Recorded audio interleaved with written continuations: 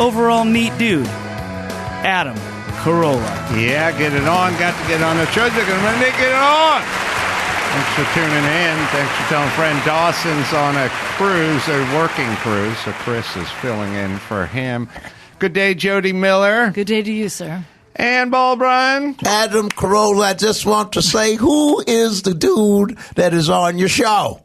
That is the DFG, the Deaf Frat Guy. How yeah, that's the food.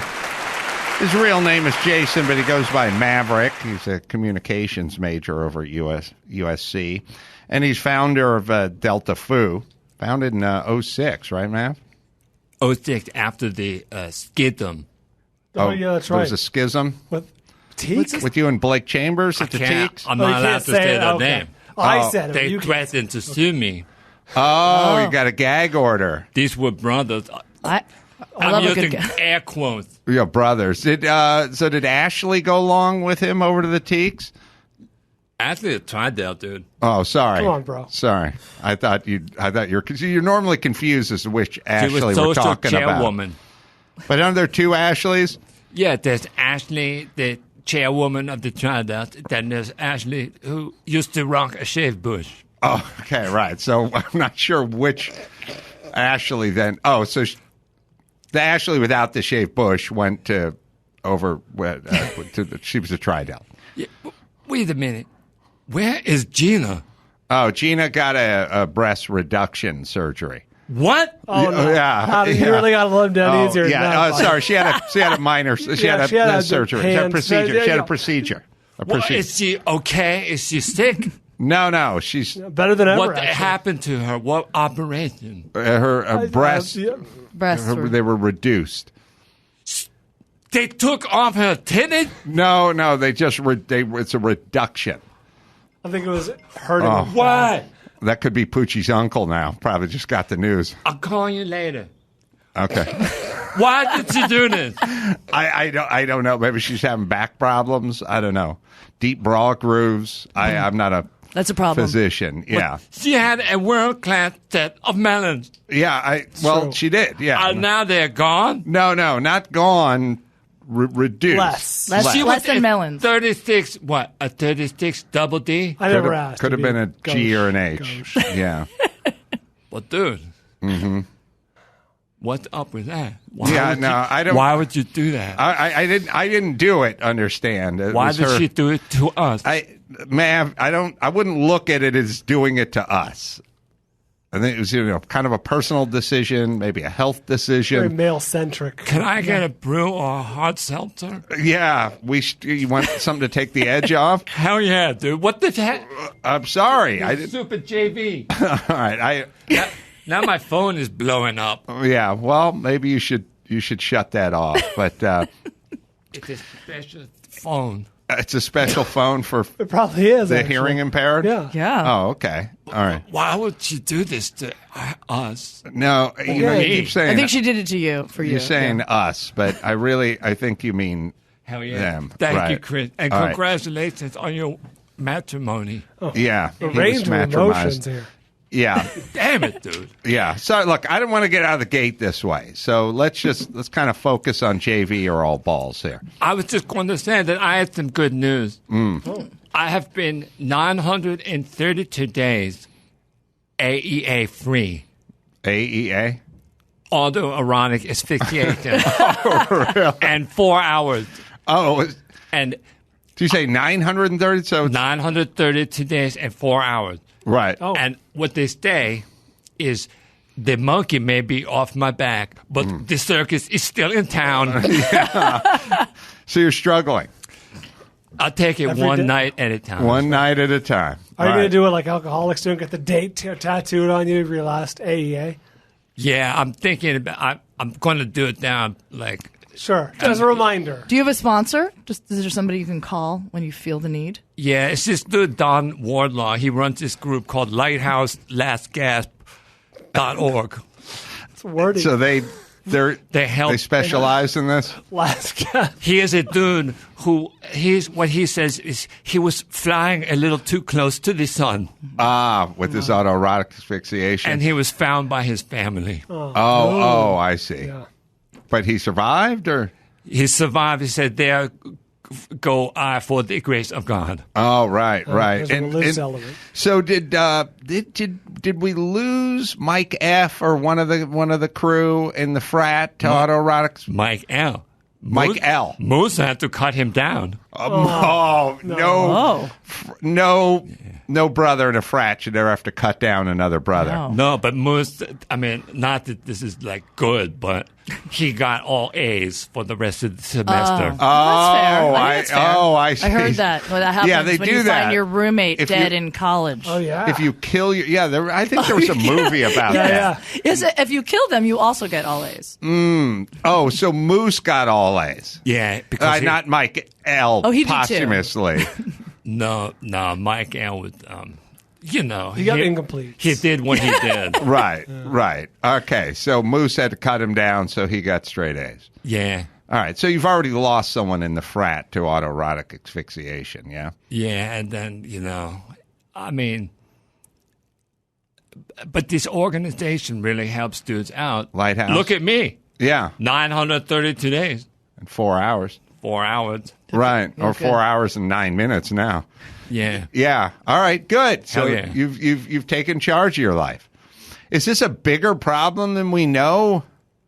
Well, a lot of dudes, more dudes than you might think, are looking for a way to get that extra nut or whatever. The extra nut. I've heard about this. Like That a feeling payday. of- yeah. And, like some dudes will have like 10, 12 video screens showing different porn. Other dudes just realize that the answer may be right around your waist. Oh, as a belt. Yeah. Right. Hanging yourself that way. Yeah. My true story, my grandmother warned me to the dangers of this when I was about 16 and a half, which is a very embarrassing Tell us about that conversation. to have. Just, she'd probably read something in some magazine somewhere and thought it'd be a good idea to inform me. Well, it has been around for a while. They found hieroglyphics of Egyptians Really? doing AEA. With like catgut? It was like a sash. That Oh my god. Like a silk thing. Yeah, I didn't know that. So it's been around. It's been around. You never hear women though. Do women? Is it a thing that women? I mean, some women like to be choked. They like to be They choked. like to be choked. some So women. if I decided to take a belt, and what if I started like dabbling in it? Was that? Do you know of a lot of women that? Are there women in your group or? There's a trans. Oh. there's a trans person. Yeah. So who was a man who transitioned into a woman, and with all due respect, I'm not supposed to talk about this, but AEA is the least of her problems. oh really? Wow, that's an assumption. Yeah.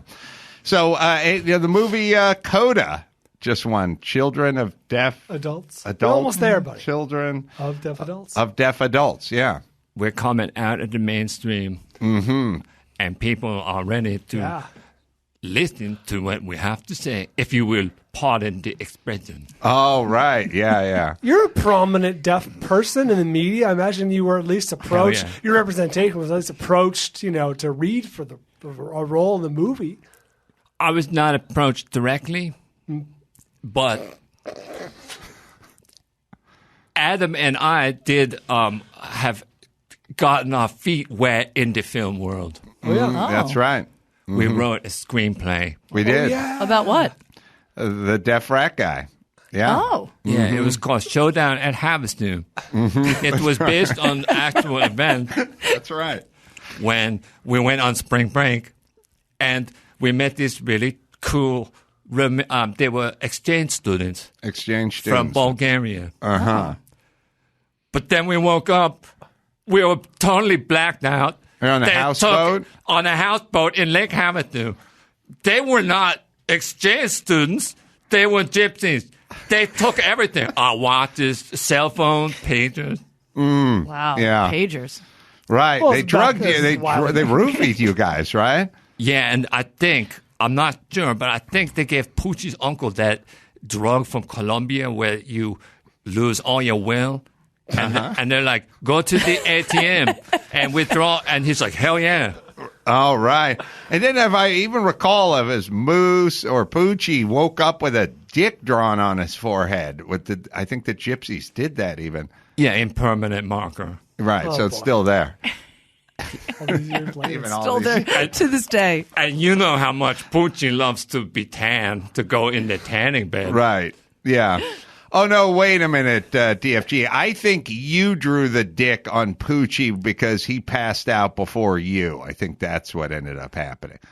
Hell yeah. That's right, because I was like, dude, don't PO now. You Right. may be drugged. Right, Don't pass out because I'm not getting that dick drawn on my head. right. Yeah, because... And you could see I was pretty wasted when I drew it. What was your finest work? We were on a houseboat, for God's sake. Yeah, a little Yeah. rocky on there. Oh, they trashed the houseboat. Yeah, you guys get your deposit back? No. Oh, Yeah. Well, I don't know because Poochie's uncle had a friend who is houseboated one. And I think he wrote it off for the insurance. Oh. And I can't remember. Did you catch up to the gypsies? No. No, so they got all your stuff. Never got your stuff back. Yeah, they were not exchange students. They were common criminals. Yeah, gypsy criminals. Yeah, but they and- were hot, right? Well, fuck yeah. Hell yeah, they were hot. But Poochie's uncle swears that all his hemorrhoid problems were from that night, that they may have did something to him. Well, now, I thought Poochie's uncle had the testicular torsion problem where he sat on his nutsack. Oh. He had a prodigious sack. Well, let's put it like Gina, maybe. He had a reduction. Oh, he had a reduction. Oh. Okay, so it's not a problem anymore? A ball reduction? Less of a problem. It's like it's not like a squirrel, but it's bigger. But it's not the way it was. Wait, bigger, Right. bigger than a squirrel's nuts? Yeah, No. it's like a golf ball. Medium-sized dog, maybe. Oh, all right, that's fair. I can visualize that. Yeah, all right. So let's not relive the tragedy of the showdown at Havasu. This is all a lot of shit I'm taking in right now. You're having a process. Yeah, that's why you need to First you gotta Gina, now this. take a draw off your spiked seltzer. What the hell? Yeah, all right. Well, I didn't mean to get off on the wrong foot. I know we're going to play JV or all balls. So, and Jodi, he's going to give you a couple topics, and if it's all balls, that's good. Yeah, and if obviously. it's JV, St. Bernard puppies would be all balls. Oh, well, and all right. and coronavirus would be JV. Just For some people. just in broad strokes. Yes. Generally. All right. Do we have an intro? We do. Okay, the first question we are going to do today, JV or all balls, dudes who make their own swords. Dudes who make their own swords. This is interesting because I've seen a lot of those TV shows, Forged in Fire, Yeah.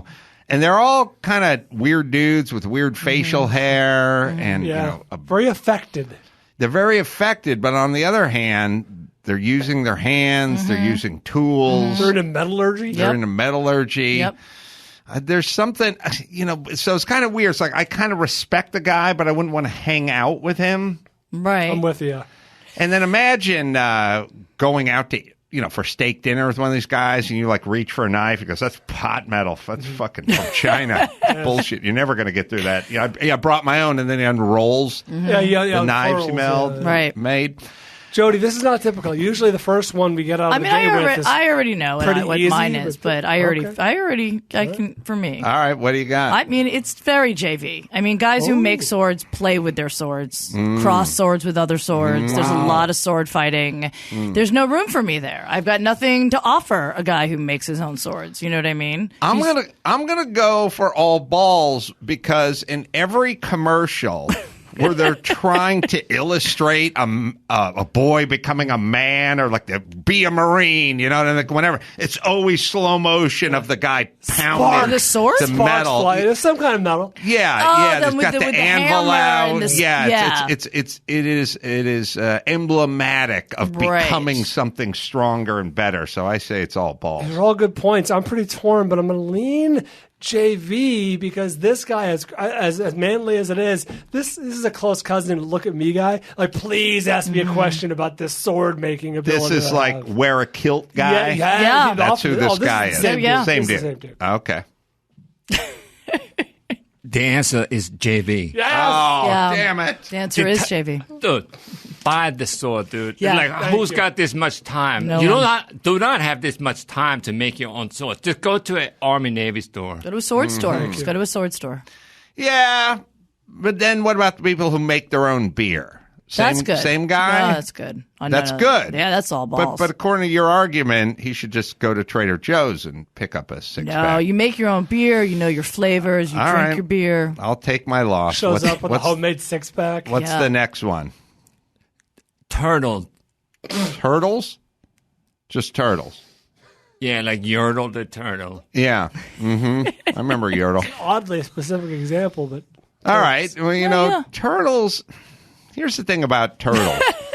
They have a very difficult, troubling combination. They get into trouble a lot. They rely on us. Oh, we gotta get him. He's tangled up in a net from a tuna bell. Or he's upside down. Stuff just falls Or upside he's down. upside down. Or, they go to the beach and they hatch and all the crabs are eating their, for some reason, we have a preoccupation with turtle survival. We don't have that same with cockroaches or ravens or something. But somehow we have to invest a lot of time in turtles, especially the sea turtles. Yes. And then the sea turtles live until 157 years old, which means I have to spend my adult life looking after turtles. I'm going to the beach later to make sure they have a nice hatchery. You got to work that turtle into your will. And then I'll be gone. Yes. Because I'm only making 75, and then my son must pick up the turtle right. mantle. So it's pretty much, I'm going to have to explain to him, forget about vocational training. No. You're going to have a full-time job. That's taking care of turtles that never die and can't stop getting themselves out of trouble. Right. It's essentially like if you had a severely autistic child that lived to 200. It's not sort of the same. It's exactly the same. And so this is too much. It's too much of a burden. Too much for you. That's too much of a burden. I say they're JV. Wow. All right. See, I thought this was an easy one. Turtle, the majestic creatures. Beautiful. Be a fun fact, in Hawaii, not allowed to touch them. Yes, you're not allowed to. No. But a fun fact, I did. Oh! Yeah. Oh, They even have us out? They have like a COVID type radius. Like you have really? to Yeah. stay like 6 Oh, foot no from shit, I them.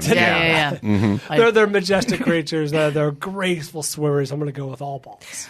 I'm going to go with all balls too because they get in a lot of trouble. All they do is they flip over. They can't get up. They get falling down. They can't get up. There's a lot of stuff going on. But I like the fact that they live a long life. And the best part is that when they're done with you, they just fucking go right back in their shell. How great would that be? If you were just talking to someone, you're like, I don't want to hear this conversation anymore. Then you just go bleep. I will make the argument. I will concede that when they do die, we can make an ashtray out of them, and that's Fair. a huge plus. You don't have to put them in a box like all of my cats. You're right. Right. So that's a plus.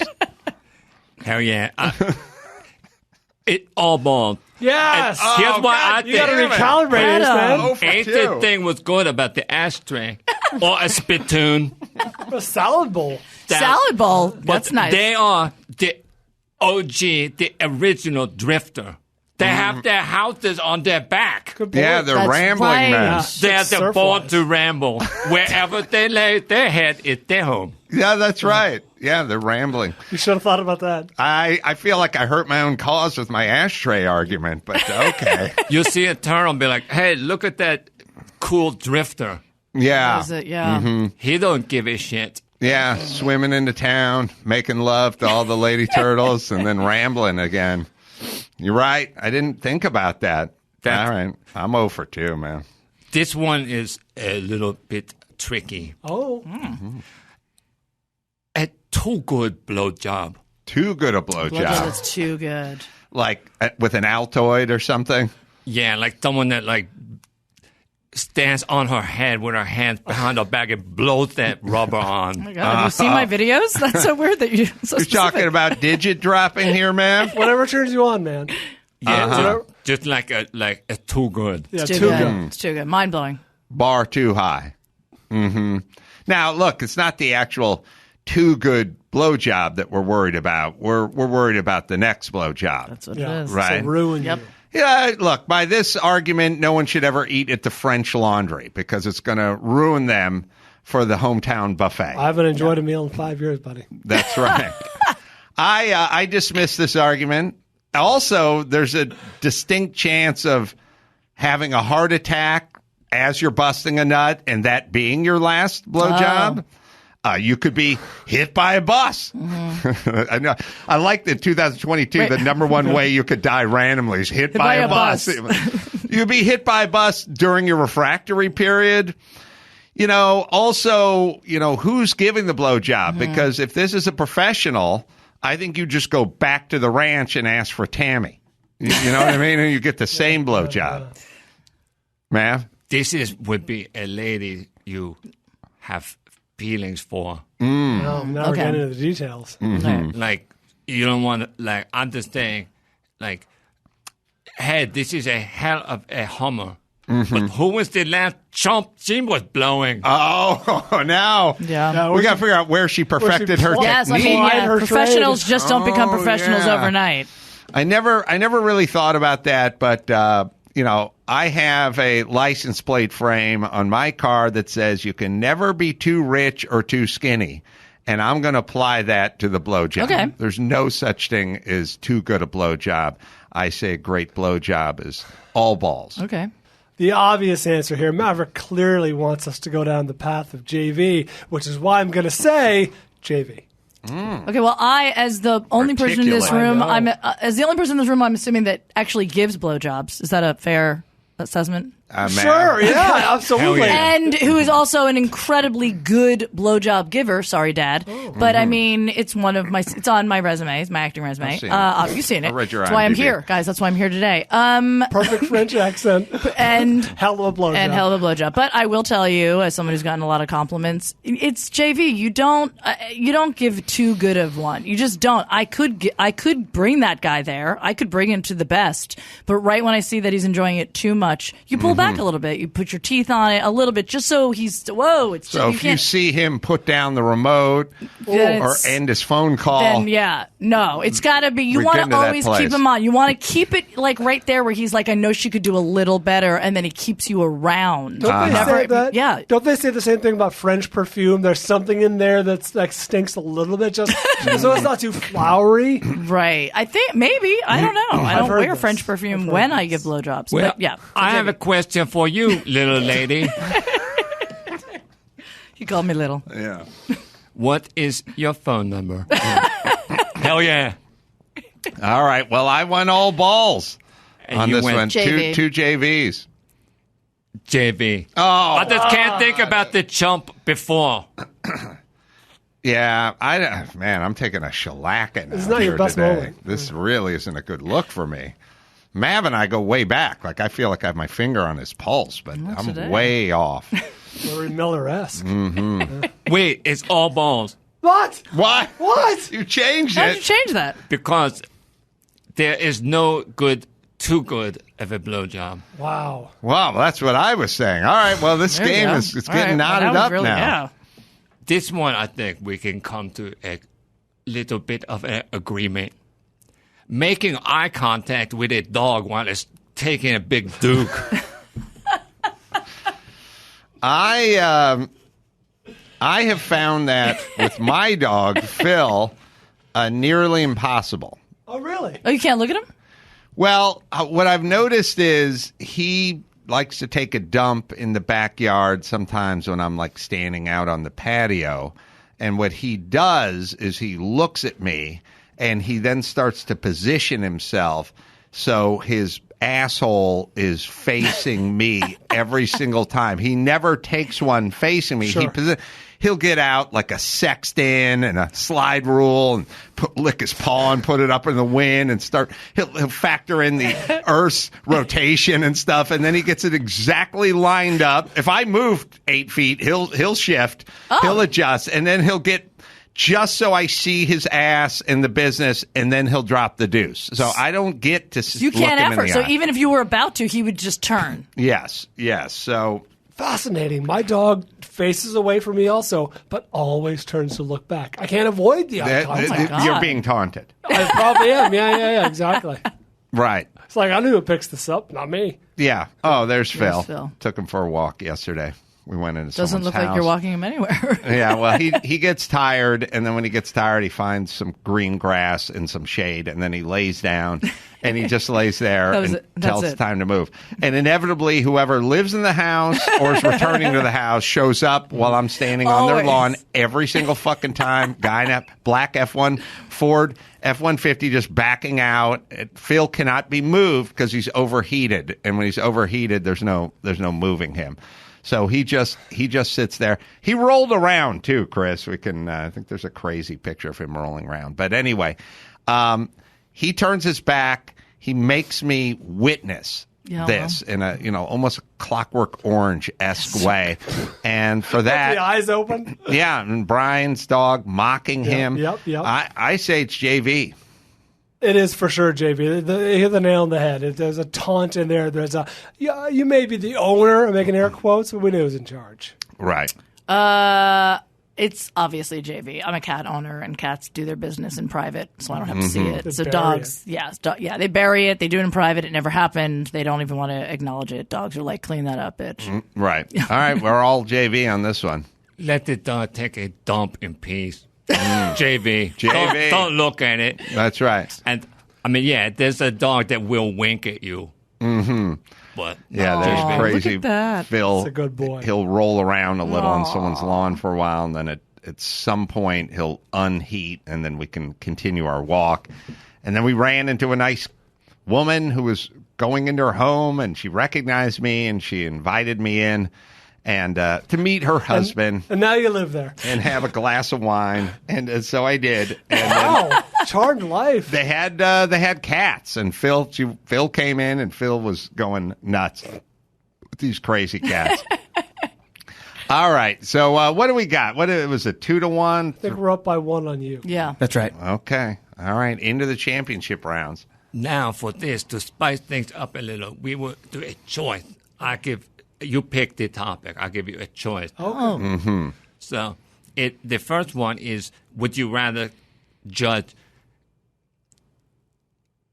beating off to the same porn star 3 times in a row? Mm-hmm. Or the concept of eminent domain?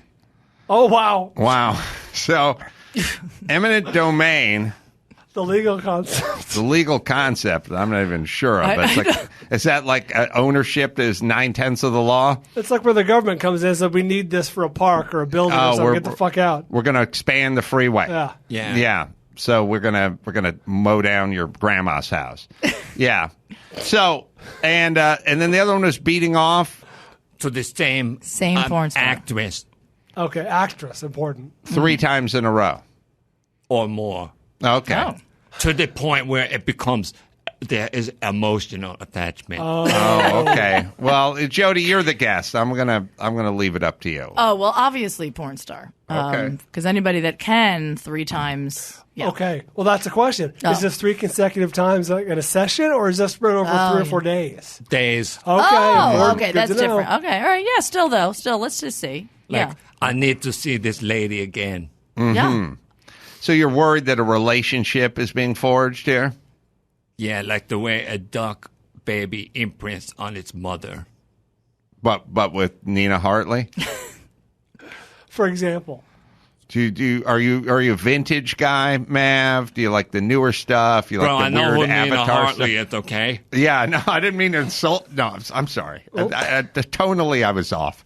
I didn't mean to insult you. What I'm saying is, a lot of guys go back and look at stuff from when they're in high school and stuff. It's a little whack down memory lane. Some of the other guys are beating off to some Marge Simpson anime or something. You know what I mean? What's your wiggle? Well, I think that you need to spice it up. Mm-hmm.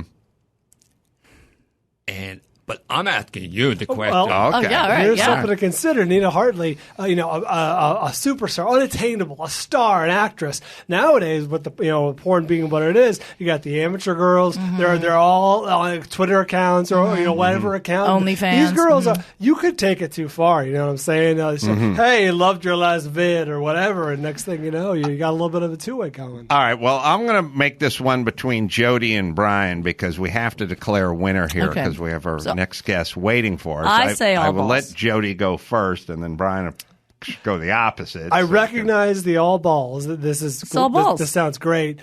There's a risk factor. No, there isn't. There's a risk factor of a real relationship, and I'm a romantic girl. Okay, so we disagree on a fundamental principle here. The risk factor is the real relationship. I say JV.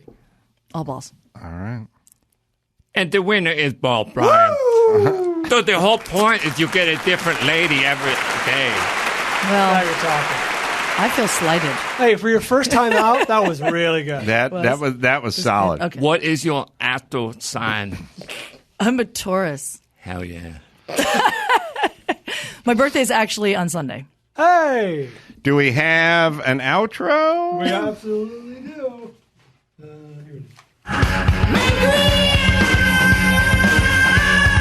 That was JV or All Balls. All right, let me Deaf tell you. Frat Guy. Oh, sorry. Let me tell you about JB Weld, world's strongest bond. The brand DIYers and pros have trusted for over 50 years. Use their epoxies, their super glues, they have putty sticks. Big and small projects, practically any surface, metal, wood, plastic, glass, ceramics, whatever you need to mend, JB Weld has a product for you. And you just keep it in your kitchen drawer, your toolbox, or your garage. I have them at the shop. I have it in the garage. I have it in the tool drawer. It is all balls and all JB Weld all the time. Also, the proud owner of Herculiner, the original DIY truck bed liner. If you're looking for the world's strongest truck bed liner, Herculiner, well, they got you covered. And it's available at jbweld.com, Home Depot, Lowe's, Automart, AutoZone. Advanced Auto Parts. You can get it at O'Reilly, Amazon, Michaels, and more. And JB Weld is proudly made in the U.S. of A. All right, Deaf Frat Guy. You can shoot him a tweet at Deaf Frat Guy. And any other plugs, DFG? No, just shoot me a tweet at that frat guy. Shoot you a tweet at Deaf Frat Guy. Yeah. Okay. All right. Okay, hell yeah. Nice job, man. Always Nice deliver. to meet you. Nice to meet And you. I hope Gina has a speedy recovery. Matt Sienkiewicz is going to join us. He's a writer. He's an Emmy-nominated documentarian. He's a PhD. He's got a book out, and we'll get into that right after this. And now, a totally innocuous word that sounds dirty when Mike Dawson says it. Discharge. Ew. Let's get back to the Adam Carolla Show.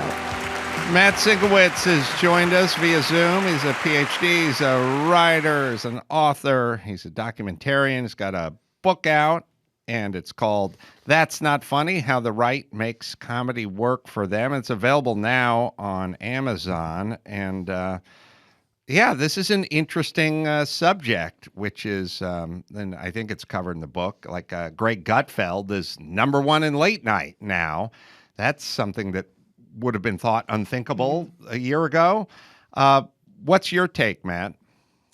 Yeah, well, first, thanks for having me on. Sure. And, it does seem unthinkable. And it seems unthinkable in a number of different ways. One, Fox News has a top-rated comedy show that seems unthinkable to a lot of people. There's also just been a tendency to associate successful comedy, commercially viable comedy with the left. That's clearly become not something we could depend on, not something that we can assume. Maybe it was never fully true, but certainly things have changed tremendously in the way that comedy is used across the political spectrum and the business of comedy as it relates to politics. Yeah, I've been onto this for a number of years, doing a slightly non-scientific approach. But if you looked at the iTunes Top 100 podcast several years ago, it's pretty much Ben Shapiro, and that was about the only sort of conservative comedy aside. That was his only kind of conservative voice on there. And there was always this thing of like, you can't give your conservative thoughts that'll kill your career. And my feeling was always a kind of, if everyone is serving Italian food, then we should open a taco stand. And they went, no, that's a career killer. You need more Italian food. And I'm like, I think Gutfeld, I know Greg, I like Greg. Arguably, his product is not nearly as honed or strong or anything as what you're seeing on the major networks. Comedically, I mean, it has a good show, but the jokes. He literally doesn't have. I've done his show remotely, but like I've talked to Drew and other people done his show. He doesn't have all right, Colbert, Kimmel, Fallon, whatever. There's a whole room of writers. There's 15 guys that write full time for that. And then there's a set and the live audience and the lights and they have a band, they have an orchestra, it's such a kasha. It's a carnival, and the cost of it has to be quite a bit. And then there's Gutfeld, and he's sitting in his chair with a clipboard on his lap, and there's the audience are the cameramen and the script supervisor, except for there isn't a script, and he doesn't have a writer's room. He's overhead. He's just like making notes. The point is you don't have to have the best tacos. You just have a taco stand when everyone else is getting burnt out on Italian food, if that's the right analogy. No, I think that's exactly right. We could have our own opinions on what's funnier, but there's no question that the market saturation, is sort of that center left space, and it has been in comedy for a long time. It took Fox News a while to think its audience was ready for sort of a straight up comedy show, but once they did, there was very little competition there. And as you note, they can do it on a shoestring and bite off what is today a pretty big chunk of the audience. Yeah, maybe even number one, at least several weeks ago. It is interesting and very telling, because I always talk to Mike August about this, who's in that world, been in that world for a long time. He's like, this is a huge news story that is not being covered. Gutfeld being number one in late night. Just the notion of a cable network being number one in late night. I'm sure CNN and New York Times fucking hate this story, so it's not a thing. But this is a big thing. This is 50 years of domination, and now this, and it's literally not spoken of. Yeah, that's completely true. You don't. It's and even when you do see it, very often. You'll find a report in, even Variety or something, we'll talk about Gutfeld as a comedy-oriented program or something like this. They'll want to take a chip off of it to make clear that there's something that makes it questionable as to whether or not it's comedy because it's coming from the right. And we write about this in the book extensively, that there's just this sort of possessiveness about comedy, especially sort of mainstream comedy on the left. And there's a lot of investments in people, from the center left, just sort of more liberal leaning people to want to own comedy, sort of make that something that's theirs, and then define anything that's happening on the right as not comedy. And I think that's part of why you don't see the story written as straightforward as you could, that, this competes with Colbert, this competes with Kimmel, and beats it on regular occasion. Well, it's also, I think what the left cherishes the most is the culture. I don't feel like, I feel like they would give up 10 elections for one Jon Stewart. You know what I mean? Like it's a cultural thing, and it's super effective, because you could have Ted Cruz go on Jon Stewart's show, and Ted Cruz could rat-a-tat-tat a bunch of stats about immigration and the border and the finances and inflation and stagflation, and Jon Stewart could just give him one shot about his goofy beard or something, and he would win the argument. Go viral, So it's like the comedians and music to that for that, and Hollywood in general. The culture is a big part of the process, and they've always owned the culture comedically. And if you own the culture comedically, you have a lot of the culture on your side. And it's also, I think there's probably a thing too, which is, we've talked about it in the past on podcasts and stuff, where you kind of go, different groups do different things. Filipinos like to do nursing, and Men be like, but women be like. Jews do, dentistry, We do. or you're running William Morris or something like that. I am doing both. But there's a certain part of it, like when I used to work construction, the Hispanic guys, the electrician or the mason block guy, they'd have their sons on the job when they were 11, and they'd be kind of passing it down. And the right comedically doesn't really have that bench or that farm team or that lineage. It's like Germans, they're just good drivers, because they've been driving and building cars, and you know what I mean? Like it's not really in their DNA. Yeah, well, I think that there's a lot to that. I mean, the point you made about Stewart is exactly right. I think a lot of the contemporary possessiveness about comedy on the left, it really comes from Jon Stewart, who emerged in the early 2000s as, basically the leader of the Democratic Party, right? He drew much bigger crowds than John Kerry, right? The idea that Democratic politics and comedy were intertwined, absolutely, became sort of just taken as something for granted. And then you're right. Historically, comedy has been aimed at bigger chunks of the audience, and it's been perceived that the center left is where you can get the largest group of people who like comedy. That might still be true. It's hard to say, but what has totally changed is you don't have to aim at a big group of people in the way that media works today. And once you're able to target, smaller groups of people, there's no reason to be biased against any political group. There's people who like to laugh everywhere. Yeah. So if you get to make a bunch of different shows, you can target them across the board. And that's where that bench will come from that you describe on the right.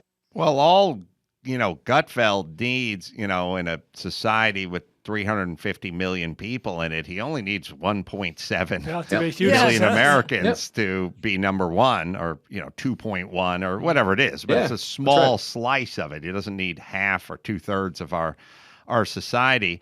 And then ultimately, most of this stuff just kind of comes down to commerce. If Gutfeld can get these kind of ratings and on this kind of budget, then there's going to be a lot of copycats, so to speak. Sure. And as much as we talk about sponsors, corporate America and having a conscience and so on and so forth, they'll eventually just drift to where the eyeballs are, where they can can get their product to the most human beings. Yeah, or the most human beings, or the most coherent, easy to advertise to group of people, right? Sometimes it doesn't need to be a giant group of people if they have enough common interests that it's really easy to figure out what to advertise to. And that's, the world of podcasts, of course, you're familiar with. You don't need giant groups of people. You just need to have a group that an advertiser is excited to get to. And, so many products, there's so many different ways to get media out there. You can hone that product to a group of people who, advertisers like. I feel like in many of these cases, the left sort of overplayed their hand and sort of drove people the other direction. I always kind of liken it to like a Chick-fil-A boycott. They get all uppity about Chick-fil-A, and then they announce there's going to be a boycott, and then all they do is weaponize the other half of the country. It goes, fuck that, we're getting Chick-fil-A tonight. And I think the left got so preachy and so political and sort of went so hard in one direction, almost at sometimes even abandoning comedy just for the sake of politics, that it then created Gutfeld. Is that a fair assumption? I think there's elements to that for sure. I mean, the Trump years, right, made it brought in all these questions about, can you joke about this or not joke about that on the left.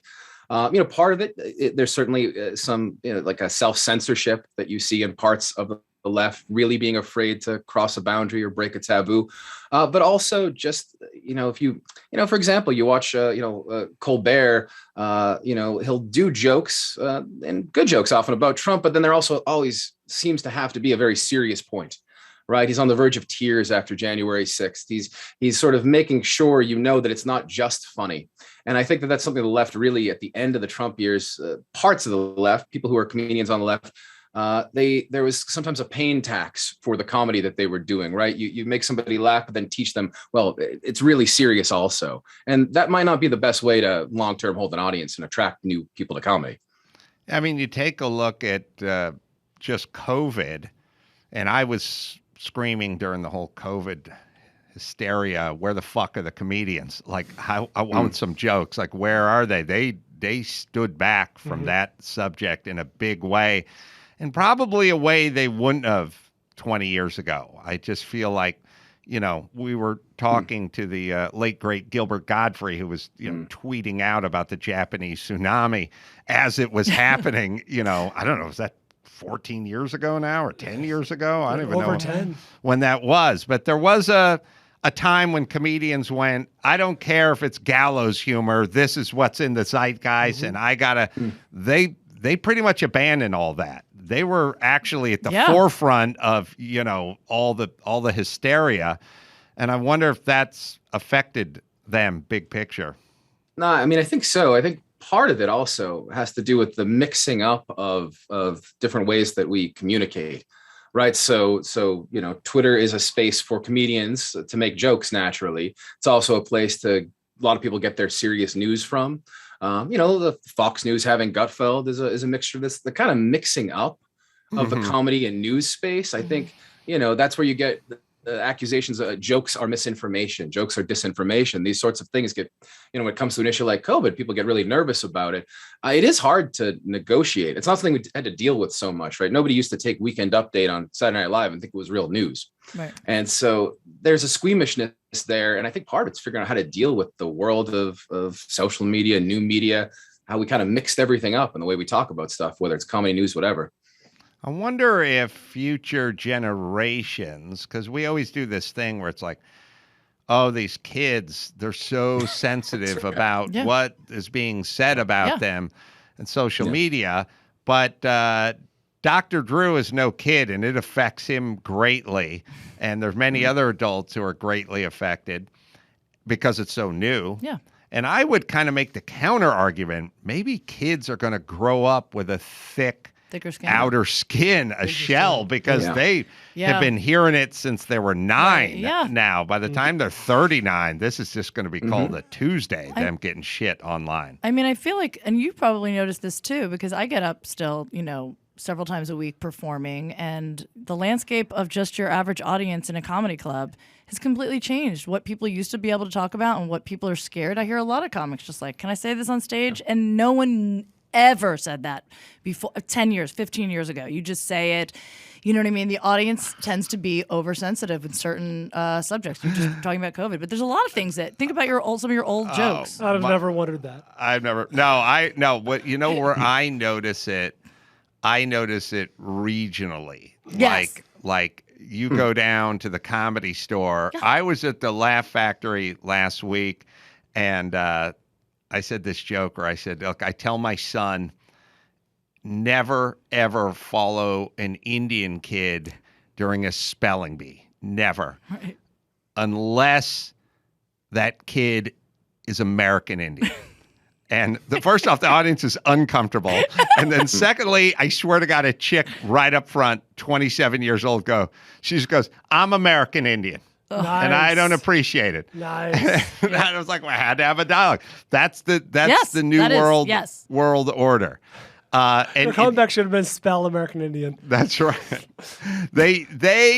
And all sorts of jokes that are, of that nature. Yes. You can hear they are uncomfortable. They're uncomfortable. I talk about my daughter's birth mother being a meth addict, and 9 times out of 10, the audience has such a reaction to the joke that I say, my daughter has 4 teeth, so she officially has more teeth than her birth mother. Right. I hear the people, I mean, half of the time they're so horrified enough to be like, she's not here, and that's her favorite joke. That's a good joke. Right. Thank you. I mean, everybody's so sensitive with certain stuff, and comics used to not have to worry about that. And I agree that comedy should be, it's not even about sides. Funny is funny. It doesn't matter. You know what I mean? It's like, it just is. Well, also, we slid into some realm of, words hurt. Yeah. Or words can be dangerous, or words can injure people or, they felt threatened by words. All right, so all jokes is words put in a certain order to elicit a reaction. So by nature, all jokes are words unless you're Gallagher or Carrot Top or other claimed artists. But they're all words. So if words hurt, then jokes are words. Even if they're jokes, it's just more words. And that was kind of, silence is violence. I forgot about that. Chris put on the screen. So now we're screwed because words hurt and silence is violence. I think we're down to mumbling. Just mumble. Yeah, mumbling is troubling. Yeah, so I never signed off on this. It's insane to me. I have no idea why we wanted to go down this road, but we went down it. And yes, when you're up on stage, you can feel the reaction to much of the same stuff that you never felt that reaction to. Yep. Yeah, you wrote a book on SNL, right? Yeah, I edited a book and I wrote part of it. Yeah, that's right. SNL is, they've always been kind of political. Yeah. But they really got political recently. The last several years. But they've been, I don't know. I feel like they're now taking digs at Biden, which is interesting. Yeah, I think inevitable. I think that SNL's relationship with Trump was very complicated. We'll put it that way, right? A core part of their audience was very unpleased with the treatment of Trump having him host as he was a candidate. And they spent a lot of time, I think, saying sorry for that and being very careful to make their general political position clear in the wake of that and sort of the general just kind of attitude. But of course, the jokes have to be at the people in power, right? That's ultimately the only way to make that show work. So, Joe Biden has to be in bounds or that show's not going to fly. And I think they've embraced that. And, we'll see what happens moving forward. Trump comes back. I don't know what we'll see. Well, I'll bet a lot of CNN folks and SNL folks might quietly go vote for Trump just to see if we can have this guy brought. Livelihood. CNN's ratings money there. have tanked since he left. And then also there's a kind of a thing with Biden, which is he's clearly kind of diminished now. And now if you make a joke about Biden, you're kind of making a joke about a diminished person. Yeah. You can make jokes about policy, but that's not going to be the bulk of the jokes. The bulk of the jokes is him introducing himself to the hat rack. He's confused when he enters the party. And now we are kind of bumping up against, a possible legitimate disability. Like the Razzies and Bruce Willis. Yes, Razzies and Bruce Willis and us making fun of it.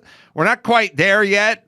We're at the part like when I used to play football, if a guy got concussed, he'd get up and walk to the wrong huddle, and we'd all have a laugh about it. Yeah. But we're getting to the point where he's having a little disorder later on in life, and I don't know how they handle that. There's some precedent. I don't want to say what's going on with him. It's not my, to be clear. I don't know what the mental state of anybody is. But with Reagan, there was some precedent there. One of my favorite SNL sketches is the Phil Hartman Reagan mastermind. Yes, right? That's a great sketch. Where Reagan, is clearly a bit doddering and sort of a fool. And the joke becomes when everybody leaves the room, he's this like super strategic person. They're playing with an idea there of a diminished in some way person.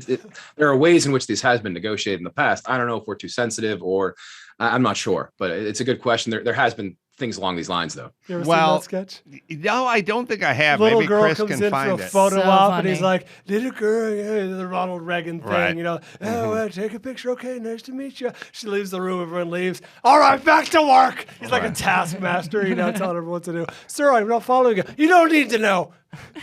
Right. That was 36 years ago now, though. That's back when a comedian could say retard and be celebrated. Oh God, I miss those days. So it was a little different, time. Well, we'll see if we can find I don't know. Chris doesn't seem like he's looking for somebody's on it. Yeah, because I want to see it. So, where do you think this is heading? Do you think it's going to be more of the kind of right leaning comedy. I mean, obviously somebody's looking at whatever, okay, I'm a Tool guy, like Tim Allen, except for he's not really a Tool guy, but I am. And Makita.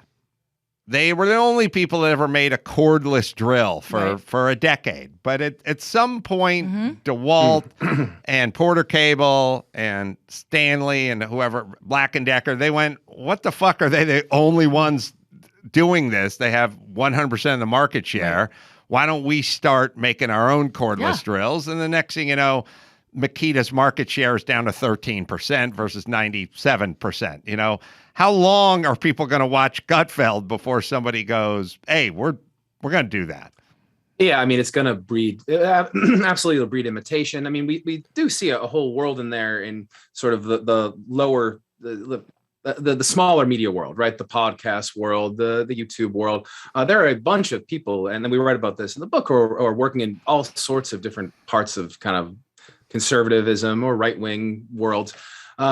There's a bench that is growing there, especially in sort of inexpensive media.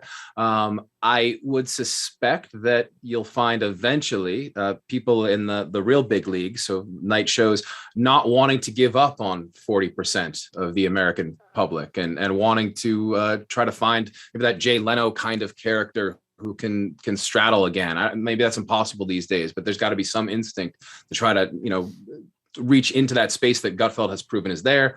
I think we'll see changes. And I think that, the idea of the bigger outlets ignoring that whole spectrum, part of the spectrum, is probably not going to last. Yeah. I mean, presumably one day, maybe HBO or Netflix or one of those, but it's not going to be official until they get into that game. We have the Reagan SNL sketch clip to play for us guys and you guys. Yeah. I'm sure it keeps being funny, but I didn't want to have Matt on hold the entire time. Long sketches. I know. Yeah. That was Night, and Brian's got to look up it's 1990. It'd be weird if they aired it 2 years after he was out of office. No, it's 86. It's 86. They think they re-aired it. The problem with the goddamn internet, and it happens to me every fucking time, is they put the wrong date, and then it was the date they put it up on the internet, but it's not the right date or whatever. I don't know.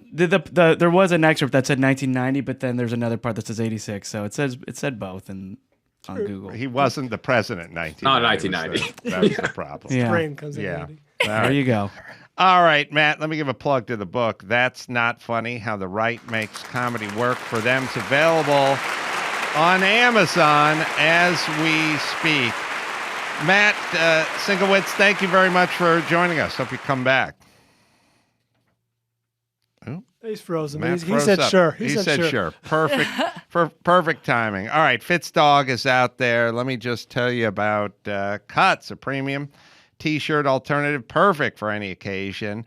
Takes, they look good, they feel good, and it takes that to a whole new level.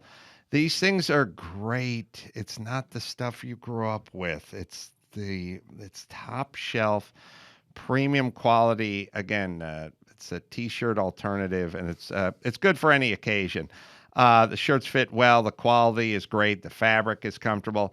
Tons of great colors and styles. Crew necks, Henleys, long sleeves, something for everyone. GQ called them the only shirt worth wearing. So I don't know if you're going to get better than that. Refresh your wardrobe in time for summer with Cuts.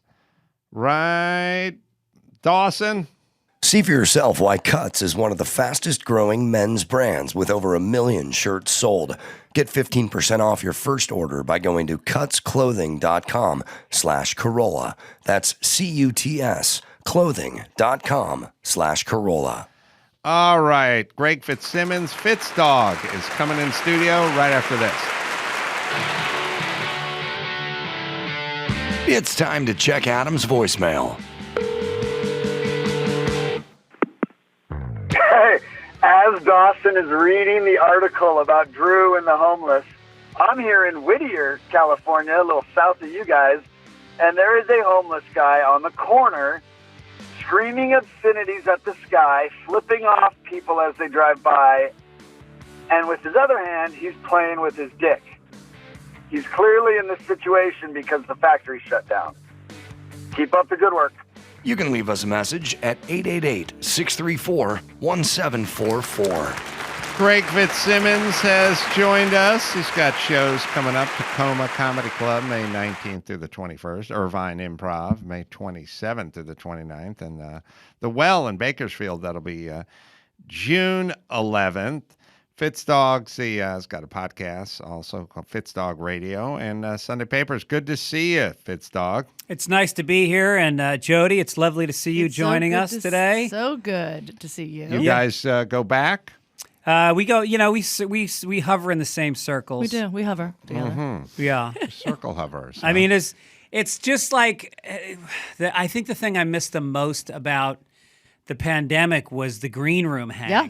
That was it. And we have a lot of green room hangs. You were one of my first green room hangs back at Westside Comedy right before you hit the road, right when the world was really opening up. And yeah, it was good to see you. It's a lot of like, I've been around I've been doing comedy for 31 years. And when I get to see, I'm sure you appreciate this, like the young comics, and you see them and they're scribbling their notes and they're nervous and it makes you go like, oh yeah, we're supposed to try. That's right. I forgot about that. I feel that way sexually.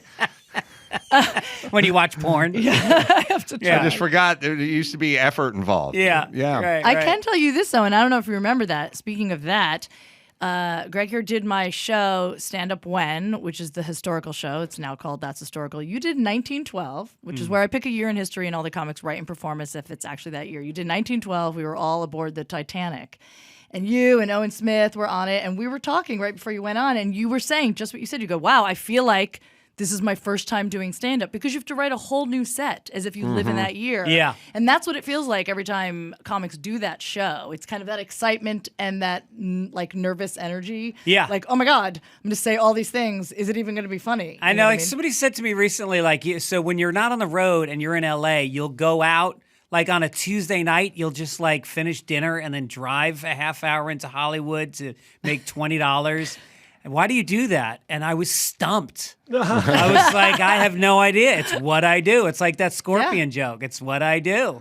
Well, the sad part, and maybe this is a little cathartic, but there's always the dream of, or I should say the fantasy of, you get up that morning and like, well, the reason I do it is I'm trying out new material. Yeah. And you Yes. go, okay. Yeah. And then the afternoon comes of that day and you've not thought about it for 10 minutes. And then at some point you're driving to the club and you go, I'm still going to try some new stuff. Yeah. And then you go to the club and the club's sold out.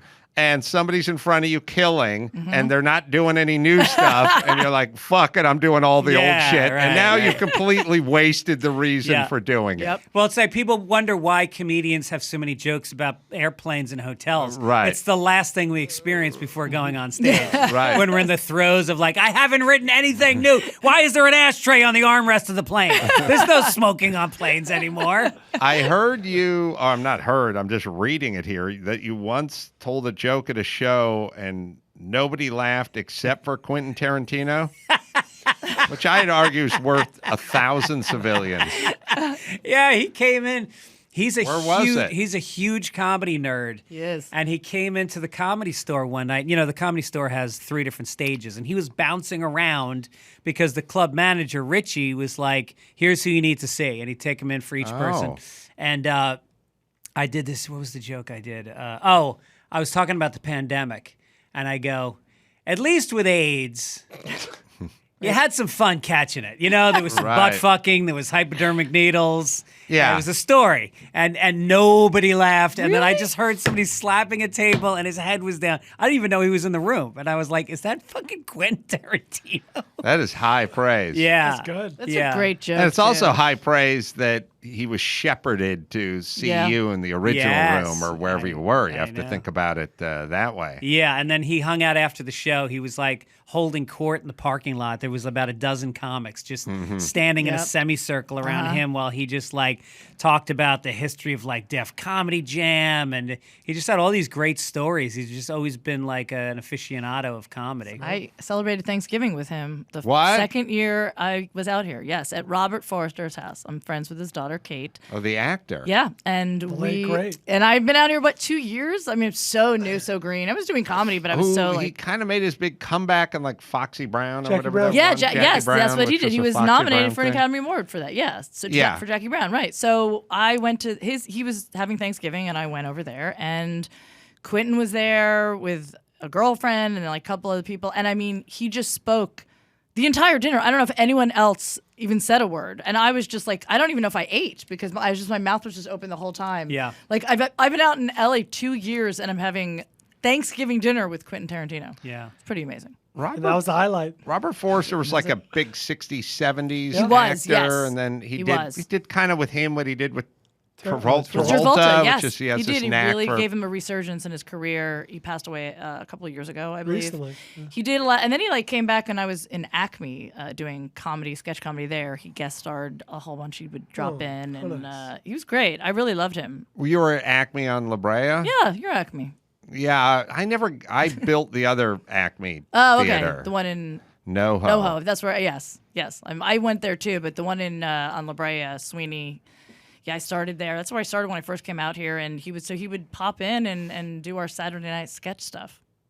How is it I've been in this town my whole fucking life? I've never been in the same room with Quentin Tarantino. How is that? I had dinner with him. You know I why? would love to. You're a Valley guy. He was a South Bay guy. Yeah. Famously, All right. Hermosa, that whole area. Yeah, I think that's the reason. What you learn about the Tarantinos is it's kind of like Jay Leno with cars. Like you don't realize, he doesn't like cars. He's an encyclopedia of cars. It's not like he knows a lot about movies for this guy. It's like, no, for everyone. That's how Leno is about cars. It's no act. It's their life. And it's kind of why they're in it. Look at how you know that. It's funny though, because at least I don't know about Alana, but at least with Tarantino, there were so many imitators you've never heard of who did the same thing. Were just in the movie, love movies, but worked at a video store or just rented movie, had encyclopedic knowledge. Tarantino's the one who had the goods. Like he's a tremendously talented director who happens to be an encyclopedia of film knowledge. The real reason I'm a fan of Tarantino is he hates his mom. Yeah, his mom. Does he? His mom. I think there was a I think recent. you're dead wrong about that. Oh, then his dad. Yeah, his dad left. There was a recent interview where it's like his mom or his dad, but someone was telling him like, "You're wasting your time. This is not going to work." Well, it was pretty Is that why he recent. hates? Wait, is that why he hates his mom? I haven't seen this interview, so I can't speak to that. I read a lot of Tarantino biographies back in the late 90s, so I know that he was raised by his mom. I think he loves his mom. Dad was out of the picture, and I think his mom was like doting. I don't know that maybe things have changed. Something has changed. Maybe his dad popped back on the scene to tell him he wouldn't make it, which I plan on doing with my son. I'd like to abandon him now. Yeah. And then on his 32nd birthday, 32nd birthday. I'll pop in and tell him how disappointed I am. And What if he's doing really well, though, on his 32nd? But I'll ask him what he dreams of doing. Okay. He'll never say exactly what I'm doing right now. He'll say something, and then I will I would go in that. earlier. 32, he might already be kind of the set. cement's hardened. I'd go in maybe like 26. Well, I do remember an interview. It was probably a couple years old now, and he said he hated one of his parents, but I thought it was his mom telling him he wasn't going to make it. Yeah, his mom did say that. But And he was pissed. Yeah, he vowed to never give his mom a penny due to the childhood Wow. insult. That's why I love the guy. So did he? And He's a hero. Did he? He stuck to that. He never did. He never gave her anything. Mea culpa. I didn't I mean, know this was last year, so. Oh wow. Damn. Wow, my buddy Billy Clark is his first AD ever since what was his first Reservoir movie? Dogs? No. Oh. Pulp Fiction. Pulp Fiction. He started on Pulp Fiction as the second AD, and he's been his first AD It's a good ever gig. since. Wow, great gig. Yeah, and he just would go for the Kill Bill movies. They went to China for a year because they were supposed to shoot one movie, and then Give him a 4-hour epic. the great Harvey Weinstein saw the footage, and he was like, "Quentin, you got 2 movies here." And so they extended the production by a little bit, and they made 2 movies out of it. Wow. Yeah. When I shot mine, Weinstein said, "You got half a movie here." Maybe. And then what'd you do with that half movie? I just rolled and went home. And he said, "And I got a half an erection here." We have the quote about his mom. Yeah, so he's actually telling this to Brian Koppelman. So he said he had a hard time, or his mom had a hard time about him writing during school, writing scripts during school. So, quote, she was bitching at me about that. And then in the middle of her little tirade, she said, oh, and by the way, this little writing career that you're doing, that shit is fucking over. She just meant to do it in class when you're supposed to be doing something else. When she said that to me in that sarcastic way, I was in my head and I go, okay, lady. When I become a successful writer, you will never see one penny from my success. There will be no house for you. There's no vacation for you. Wow. No Elvis Cadillac for mommy. You get nothing because you said that. By the way, but still, that's a grudge. I do. Wow. I like the narcissism of assuming that. Like, Yes. what if I went in and upset my 15-year-old boy, and he's like, "That's it, no more vacations." And stay to it. Yes, as he fuck goes. you, I'm going to Maui. Like, there'll be no cars. Oh shit. There'll be no. That's how you know you have a loser parent, because I could have that thought about my parent when I was in high school. But imagine. Let's just imagine your kid thinking that about you. Like, you go in and go, oh, stop with this folly and get back to your studies. And they go, that's it. You're cut off. No more cars. You'll never have a house. Yeah. It's like, we're in my house. Right. Unless you're Macaulay Culkin or Jonathan Taylor Thomas or Britney Spears, that's off the table. Right. Wow. Good. Yeah. I And like also, that. he did admit, though, that he helped her out of a jam with the IRS, but no house or Cadillac. And also, Brian is right. He doesn't like his dad either. That's the part I remember. Yeah, strange. Well, I father. figured he abandoned him, so he That's hates exactly him. right. But I this is a quote where someone was there Yeah, no poo-pooing shit. his work. Look, everyone's got kids in different stages and ages. I would say this. If your kid is doing something positive, that's a good day.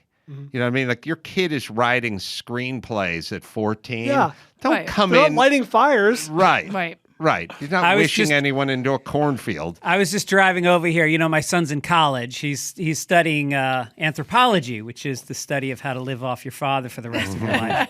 And he's got a radio show at his college station at Really? DePaul. And so, you know, my father was in radio, and now my Sure. son's in radio. And so I am really proud of him. But the show is a disaster because they have to produce it themselves, and they didn't give them any training. They just like, here's the studio. And so like today I'm driving over here and I've got the DePaul app on my phone and I'm listening to the show. And they're trying a new thing where they put a bed of music under their talking, but it's so loud you can't hear anything that they're saying, and it just keeps going on. It's like a Lou Rawls song, and these two kids You'll with never find. he's got this deep voice, and the two of them have this high like, no matter what, and I went down to the campus someone pub who yesterday, loves you. and I saw this girl, and like she had on these new Nikes. I didn't know Nike had new. You'll never find. Well, you should give him a fucking air check, man. Yeah. I texted him while he was on the air. I go, turn down the music because we can't hear Oh, you. really? Yeah. Well, but you're a good, supportive dad. Yeah. No, Yeah. I loved it. I listen to it every week. He's on once a week, and I listen to the whole show. I give him tips. And when he was in high school, him and his four best friends had a podcast, the Santa Monica podcast. And they had, all different kinds of kids with different points of view. They had a Republican kid, a Jewish kid, a black kid, and they would just like argue. They'd make fun of You each said other. Republican like it was a demographic. Like the Republican black kid. and Well, in Jewish Santa kid. Monica, Yeah, Santa that's Monica, true. that's a demographic. That's a unicorn. Where'd they find the black kid? Yeah, right.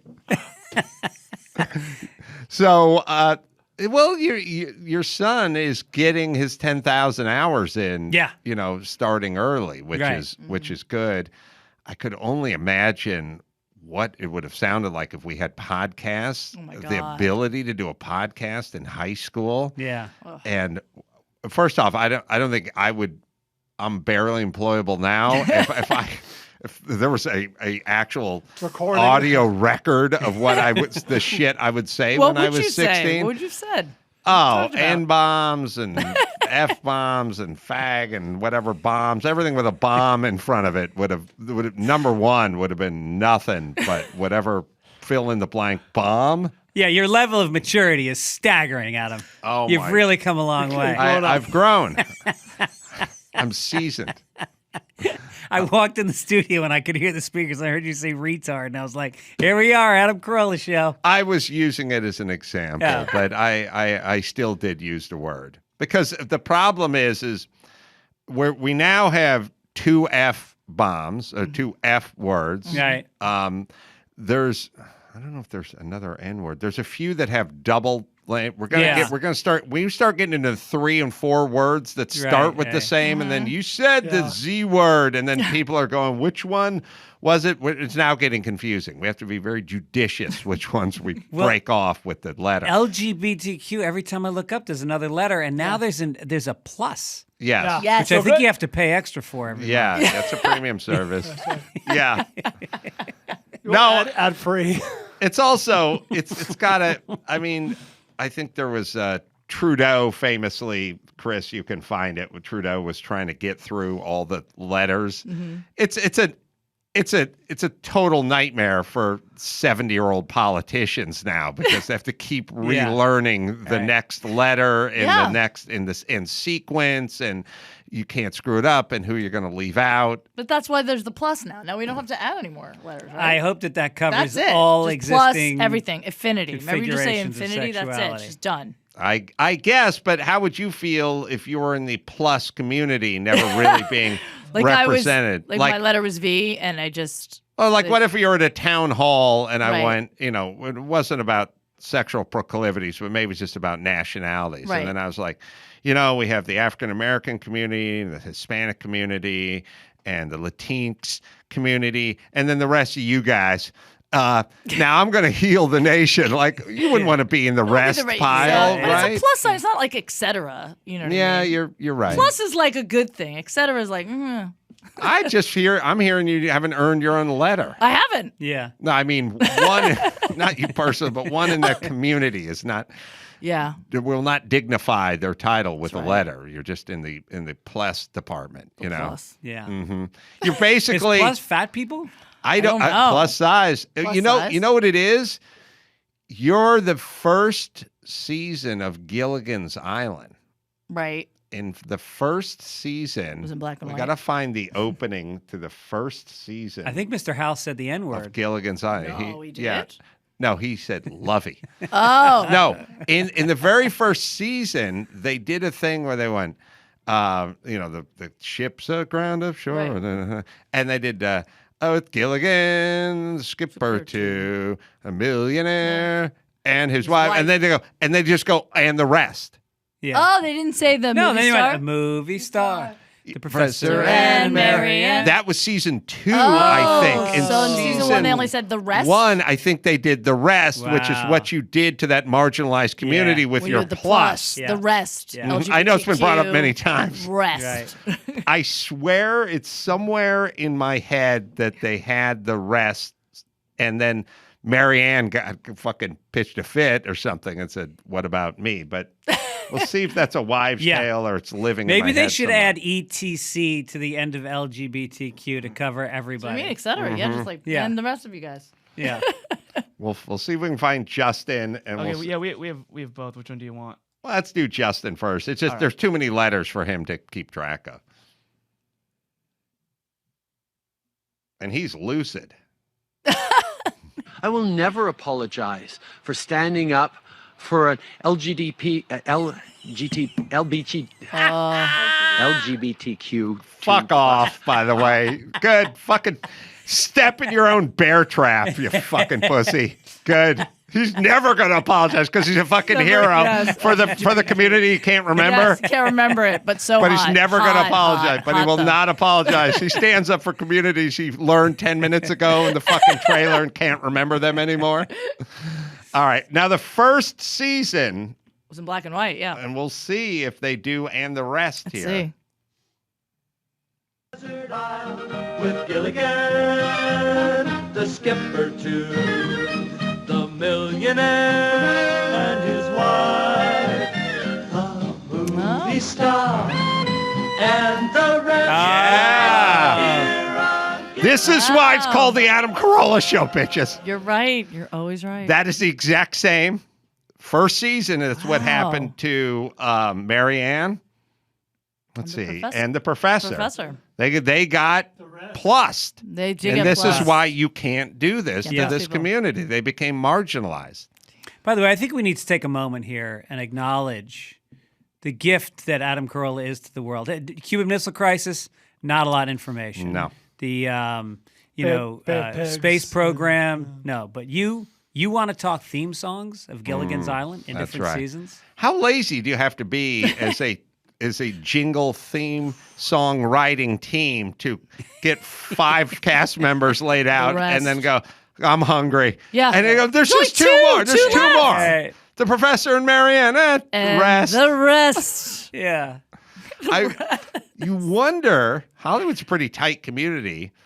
Maybe the guy who wrote the jingle used to fuck Marianne. Oh. And there's some bad blood, and Yeah. it was kind of a tough breakup, or maybe he's gay and he was Maybe with the the professor started fucking Marianne. Maybe, and then, and that was his some bad girlfriend. blood, so he just wrote the rest and Yeah. like underscored it. Yeah.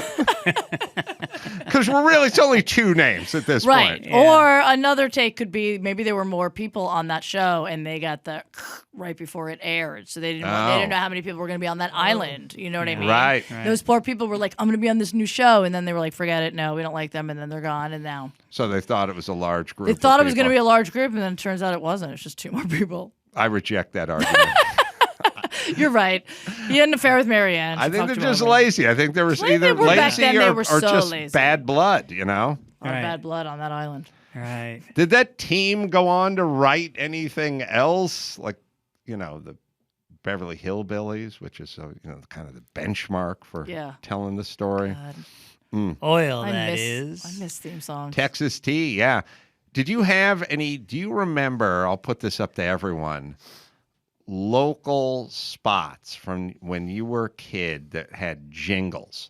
Like the stuff that was never national. Oh, It's just like just a Carvel ice cream. regional- Yeah. Yes. Regional thing for you. You had Fudgy the Whale, right? Yeah. Yes. Oh, was that national? I thought that was regional. No, I get around. You know? Yeah. That was, Right. I was in Yeah. Jersey. It It was an East Coast thing. East Coast thing. Wednesday is Sunday at Tom Carvel.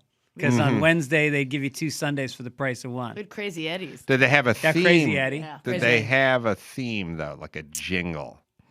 Fudgy spoke, right? Like a Martian or something? Yeah. The theme was written by Sherwood Schwartz, who created the show. Yeah. And George Wiley. I don't know who And a that million is. other shows like Brady Bunch. That's where the money is. Yeah, oh my God. So do you guys... There was one called there was a place called Mount Airy Lodge. Mount Airy in the Lodge. Poconos. Mount Airy Lodge. I went to school. Sing it. I went to school in the Poconos. Beautiful Oh, Mount Airy Airy Lodge.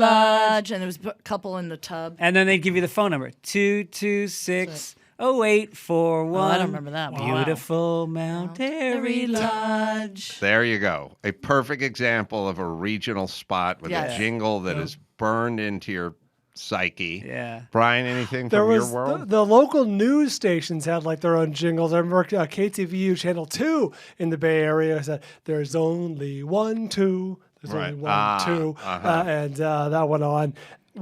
You guys are a little bit older than me for the most part. Did the Mr. Robinson, I broke your window. Was that like No. a Bay Area thing? That or- was a Bay Area. Does anyone remember that? Yeah. Okay. Well, that was big because other Bay Area kids remember that. I don't know if that was worldwide, No. nationwide. I would have... What happened? It was like a PSA for probably from the Church of Latter-day Saints. These kids are playing stickball. Chris, you probably even find it. The kids play stickball.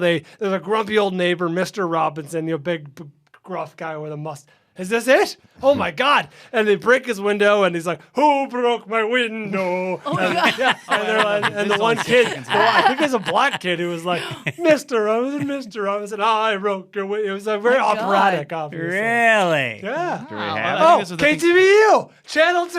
I love Wow. it. What a pull. Good job in the booth, guys. Yeah. 81. There's only 1, 2. Yeah, that went on for my entire childhood. Yeah, I had the That's it. I had the jingle from the YMCA, which was a safety jingle about drowning. Oh. And I must have saw it when I was 7, but I probably saw it 70 times when I was 7. And it is burnt in, which is There is fun in the water, but there's danger too, and you got to swim well so nothing happens to you. Learn how to swim at the YMCA. Learn how to swim, but never swim alone. There's safety in numbers. Don't strike out on your own. And never dive unless you know the water's not too shallow and it's clear below. Just saw it when I was 7. That was really good. But it's interesting how the And mind... watch out for Mr. Hands in the locker room. Well, we'll see if we can find Brian. Mr. Robinson exists. I typed in Mr. Robinson PSA, and half a dozen came up. So it is findable. Yeah. Oh, I think we're hearing it bleeding through. We'll see. We'll see if we can. We'll see if we can find it. All right, let me hit a spot, and then we got the news coming our way as well. First, there's Master Spas considering a backyard makeover. Wish you had a little more room for a pool. Well, you can get the Michael Phelps Swim Spa by Master Spas. Combines the benefit of a pool with the therapy of a hot tub. Has water current, so you can swim against that current and get the exercise. Do aquatic exercises, have some fun with the kids. Comes in a variety of sizes to complement almost any yard, even a small backyard. Since it's heated, you can use it year-round in anytime in any climate. 100% made in the U.S. of A. by Master Spas, world's largest swim spa manufacturer. You will love your Michael Phelps Swim Spa by Master Spas. So treat yourself. Right, Dawson? Oh, Chris doing some work back there. No. Sorry, here we go. Go to masterspas.com. Put in the promo code ADAM to save $1,000 on a Michael Phelps swim spa or $500 on a Master Spas hot tub. That's masterspas.com. Promo code ADAM. All right. Can we find Mr. Robinson, or should we do it during the news? Let's do it during the news. Let's keep moving here. All right, quick break. Come back to the news right after this. Time for the news with Jodi Miller. Hi, everyone. All right, let's talk about something that's trending everywhere. Bill Murray just spoke out about his recent allegations about inappropriate behavior that led to the shutdown of his latest film. He went on CNBC and was talking about, he said, I did something I thought was funny, and it wasn't taken that way. He considers this a difference of opinion. What do you think about that? I mean, we were just talking about it. I don't know exactly what the act was, but I get the feeling that's kind of his shtick. It is. And his shtick is no longer being seen through the prism. The prism has changed, not really the activity. Right. We were just sort of talking about that earlier. So it's sort of like back to what we always talk about, sort of like your grandfather who's set in his ways. He said there was Negro kids outside or whatever, and you go, what? But they go, you can't say that. And he goes, I'm grandfathered in. That's how I say it. Grandfathered in, yeah. That's how I speak. And what's wrong with that? And so I think he has that as it pertains to behavior on the set, because you really just can't touch anybody or screw around with anyone or fuck around with anyone anymore. Right. And I don't know, they're not saying exactly what he did, but he's saying that, he's saying, quote unquote, we're both professionals. We like each other's work. And I think that even if we can't really get along and trust each other, then there's going to be no point in going further. Who's this other person? I'm also not saying that. Oh, really? Yeah. It's very hush-hush on that. Well, maybe he should do a movie with Tandy Newton. Indeed. Oh, Tandy, yeah. She got booted off a set. That's right. We should get all the people that have been booted off sets. Spacey's and big comeback. Just make let's write a film just for all of the people. Right. Yeah. Shunned away. And you just sign a waiver. Yeah. You come on, I will not sue no matter the what. Wild happens. fucking West. Yeah. Let's just Ryan go Singer for can it. direct. It's going to be great. Yeah, I don't know. It's interesting that there's still calories burnt. Do you know what I mean? Like when you're Bill Murray, 75, I don't know, whatever he is. You know what I mean? Like it's sort of like scaring people. Like when you were young and you'd see like your kid brother or sister like in the kitchen at night or something, you're like, I'm going to scare them. Yes, or even there's sometimes people do like a practical joke that's a non-practical joke that I don't abide by, but used to do it when you're a kid. like, there was something and they talked to somebody and then you talked to them and went, how'd it go? And they went, bad news. And you went, what? And they go, you get a raise. And it's like, oh, shut the fuck up. But it seemed pretty attractive when you were 23 and now it's just like, I'm fucking old. I don't got time to go fuck around with this. I feel like Bill Murray, like, wants to go up and sort of fuck around. Like, you're 75. Go to your trailer. Yeah. Does the prankster gene never go away? Because I'm reminded that when we had Leslie Nielsen on the radio show in 06, probably, he brought like a fart machine or something. Remember? He brought like a whoopee cushion or some sort of fart machine. And he was delighted. That doesn't go away because Jonah Hill just did it. That was went viral. He did it like a table read of Don't Look Up. He literally had a fart app on his phone. Yeah. He was doing it while everybody was reading. Stupid. Jodi, can you? I'm thinking about the kitchen and sneaking up, and I've told you my nanny's constantly accusing me of sneaking up on her. Oh, you didn't? Really? Didn't tell me that. Well, I've said it into the microphone. Okay. I'll put It's it your that fault way. for not listening. I'm first things first. I'm not going to apologize for being graceful. I just am a fucking quiet walker. I walk gracefully. I'm a quiet when I'm walking around the house. I'm in my socks. You will not hear me. I can hear my daughter coming down the hall. She's a loud walker. And so here's my theory. Women in general are loud walkers. Anybody who's lived with a woman. All women? Well, first, I don't know what came first, the weird zip-up boot or the loud walking. But anyone who's ever lived in like a 2-story with a woman and you're like downstairs, you can hear them when they're ready to go. You're going out. They're loud walkers. Because they have heels on. But I purchased slippers for a woman that lived upstairs from me when I lived in Boston. Wow. Thank you. She yes, used to wear and heels and bang around the house. I would suggest that even if you put me in pumps, I would be quieter. I want to take that challenge. I think women are loud walkers, and it's exacerbated by the heels. And I don't mean the heels, just the shoes they choose. They're not wearing as many tennis shoes as dudes. But so when I walk into the kitchen and then I have my Guatemalan nanny accuse me of scaring her. No, all right. Because she says, hi, because I walked into my own kitchen. I would also argue that maybe they're calibrated for women's loud walking and the gracefulness of the ace man sashaying down the hall is not something. And then maybe they walk loudly because they don't want to inflict this frightening pain on others. Right. All right. That's fair. Yeah. And also at some point, Jodi's on board. They're going to catch their stepson beating off, and they want to give him a little heads up. Well, coming that's down the thing hall. too. You have to, when guys you're around, teenage boys. You need to make a lot of noise before coming near them. In any right. closed room. So maybe coming near them. You guys have evolved into loud walking. We might have. As a sort of also scare easier. Harbinger of I don't want to walk in, whereas guys want to walk in on people doing stuff. Right, so they want to be, very So maybe sneaky. we have a lot of ninja in our background. Women are also just prone to being scared more because we're just always ready to be attacked. They're just always like, we're just always sort of there because I just get scared, Even in my kitchen? In your kitchen. I'm scared all the time in your kitchen. Yes, that's where most of those happen. All right, speaking of...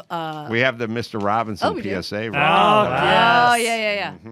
I'm pretty sure that is Alfonso. That is Alfonso, yes. And then he did the Carlton right after. You were in pitch, by the way, when you that was great. Oh, yeah. Told us about this I got earlier. a couple. I got a couple. That's Alfonso Ribeiro? That was young. I feel like it was, You don't ever forget that commercial. That's true. Wow. That was good. Who broke my window? Yeah, that's right. I told the truth. That was great. I can't do that one. It's hilarious that it was the black kid, the only black kid my in God. the group. Well, that's when they were casting. They're like, who do you think broke the window? You got to be Who black broke the window? The only black kid in the cast. You must be very scared now because you're black. Let me hang on to my wallet. I feel his presence. I'll be in my trailer with the door locked. There he is. That is Alfonso Ribeiro. Yes. That also looks like he's about to just molest this child right there. It's a little bit too close. I feel sorry for Mr. Robinson. Robinson. Yes.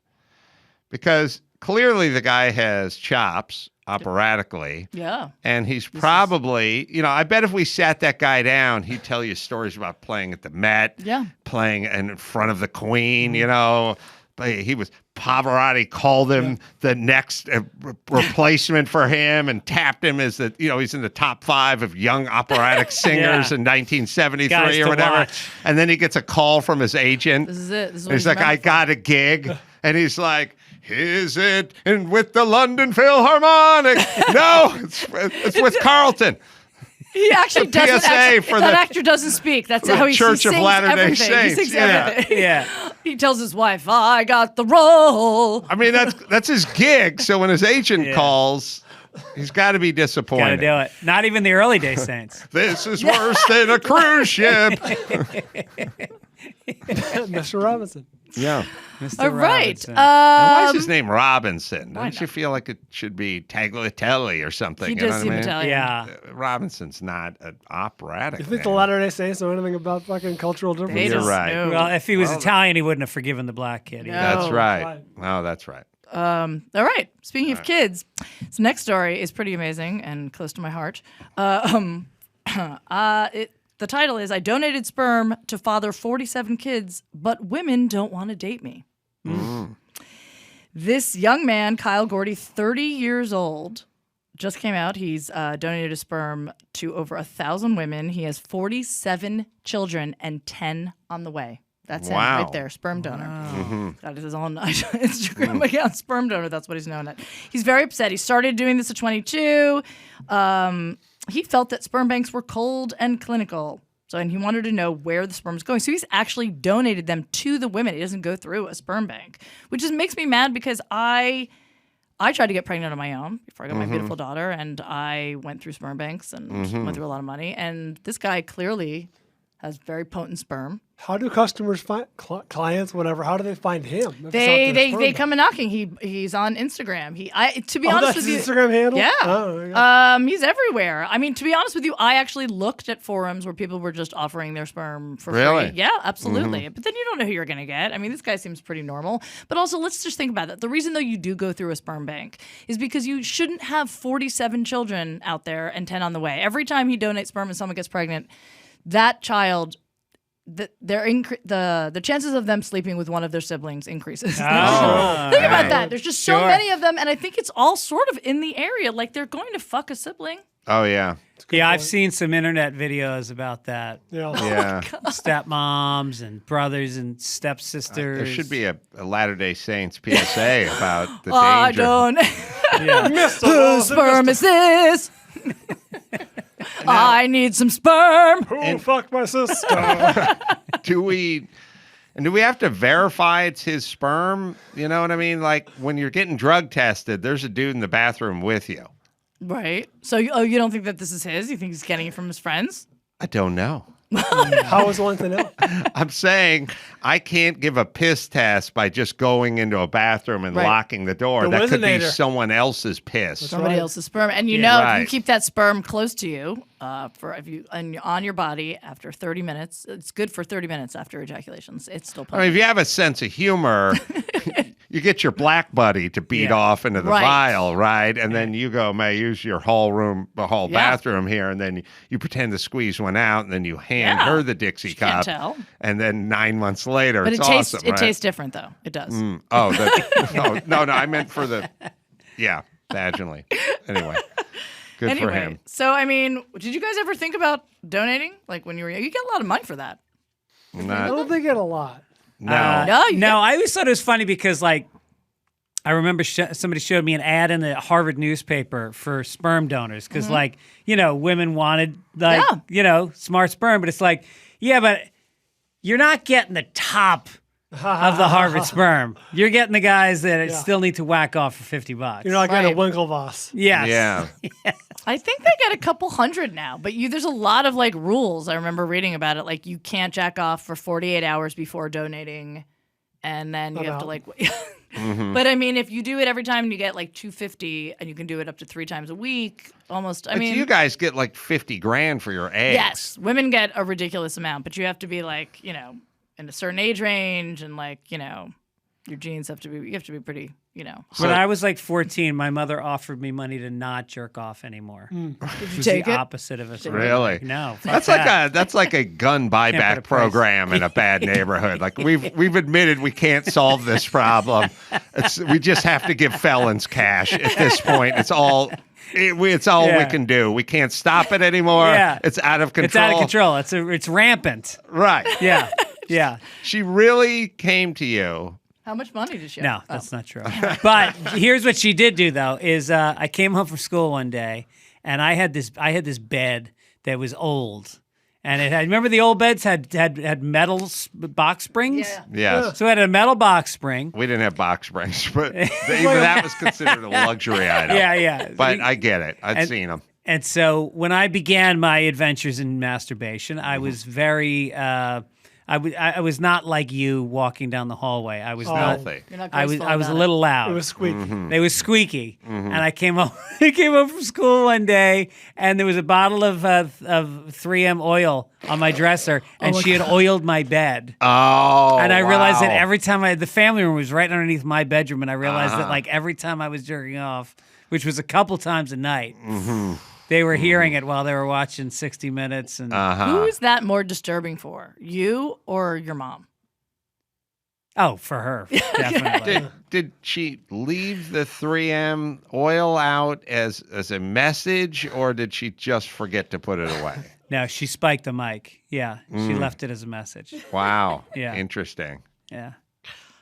Yeah, I think there's probably some message sending in that department. That's why I think you just gotta figure out the shower, fellas. Yes. It's just eliminates so much. Oh God, no. Why? No. Because you get the sperm stuck in your calf hair. On your shins and your shins. Don't you get it stuck in your shins? How hairy are your calves? They're not even that hairy, but it finds it. The sperm finds the hair and it grabs it. And then it just dries up And and, it, then you have it gets flaky. it's like globules. You never got that on your shin hair? The water is cascading over you the entire time. Yeah. You got to do that move. How thick is your sperm? You got to do the piss Yeah. with the. You got to do the piss with the boner move, where you just lean your forehead against the wall ahead of you, and you just sort of like it's like if you took a mop handle, just leaned it against the wall. You need about that rate. Yeah, it's like a teapot or something. You can't bend the nozzle. You got to lift the whole gun. Right. That's true. Like, how is Ryan's it? I'm right. just trying to think how it lands in your calf hair. My eyes were closed and my head was back when it happened, so I wasn't really observing it. I was crying. Obviously. Yeah, it was intense. All right, next story. Okay, all right. I'm trying to eat. Let's talk about Naomi Judd. Speaking of moms, yep, she passed away this weekend, and one day before she was inducted into the Country Music Hall of Fame. One day. Wow. One day. She couldn't hold on one day. But her daughters, Ashley and Wynonna, showed up the next day, and it was very sad, and they gave a tearful speech, and they gave her. They said she died of mental illness. Yeah, I think they don't. I think interesting. I think she committed suicide, and they're not going to say that. That's what I think. Yes, because she had they showed an interview of her years ago, maybe like 4 years ago, where she talked about mental illness, and they asked her about suicide, and I think she said that she had a lot of thoughts about that, but that's what I'm assuming. They won't disclose. That's terrible. It's terrible. It's very sad. Yes. Oh. Now that was Wynonna. Oh, I gotta go. Naomi's the mom. Naomi's the mom. And then who's the actress? Ashley Judd. Ashley may be going a little wackadoodle too. She's definitely had her wackadoodle moments throughout. You know what I mean? Remember that Million Woman March? Yeah, she's a nasty woman by her own admission. Oh, by her own admission. Yeah, it's a I- crazy. Ever see that? The T-shirt that says "I'm a nasty woman." She gave. I think. No, I think there was. Some. Was there? Yeah. Oh. It was somewhere after Trump got elected, and they had like the Million Woman March, and she was so animated, but seemed so kind of disturbed. She's a little bit, been on the edge for sure. I think Wynonna is the sanest of that. Wow. That whole group. It's ironic, Semi, that Gina and Dawson aren't here because we're all three of us. We love the Judds. The Judds are great. I mean, really? They're great. It makes me less of a man, perhaps, to No. admit it, but the Judds are fucking They're great amazing. bands. Less. That's a good than what you point. already Yeah, are. no, that's a really good. No, I think they're amazing. The Judds are amazing. Country music royalty. Yes, they really How are. many people can you say that about? A lot. They throw that one around a They lot. do toss that one a Yeah. lot. Because they know you can't check it. Oh, God, let's see. Oh, she's in And there. maybe for some, it never really fell. Blacks are still in shackles and graves just for being black. Slavery has been reinterpreted as the prison system in front of people who see melanin as animal skin. I am not as nasty as a swastika painted on a pride flag. And I didn't know devils could be resurrected, but I feel Hitler in these streets. A mustache traded for a toupee. Nazis renamed the cabinet.